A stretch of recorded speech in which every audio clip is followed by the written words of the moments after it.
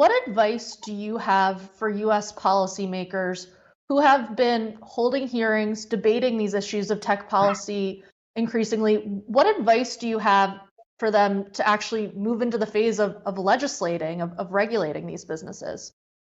Well, I mean, there's some great work being done in Congress. I mentioned the work Senator Mark Warner has been doing. I've spoken on numerous occasions with Congressman Cicilline about his antitrust committee report, which was, I think, one of the best pieces of work that's been done, analysing not just some of the safety issues around big tech, but some of the competition issues as well. As always in parliaments, unless you've got an overwhelming majority, you've got to build consensus around reform as well. And one of the things I was most pleased about with our joint committee report on the online safety bill was that it was unanimous. We had the entire committee signed up for all of the findings and recommendations, and I think that makes it much easier to take measures forward. Firstly, because there's a broad basis for support, but you're also showing to the tech companies that there is strong political support across the divide to get certain things done.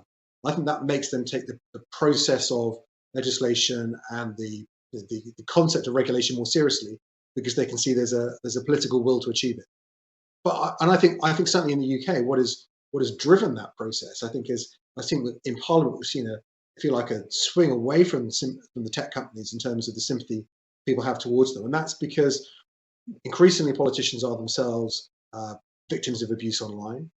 They've taken up cases on behalf of people they represent and been frustrated at how little the tech companies will do to engage with those issues.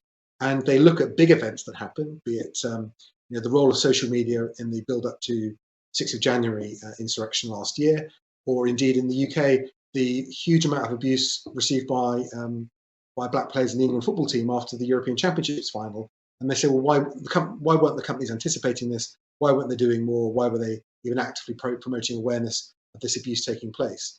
And I think it's that people's actually direct experience of trying to engage with the tech companies on this issue, which is leading them to a place where they think the companies will never do this on their own satisfactorily. We need to create proper structures now to get this done and to regulate the companies effectively.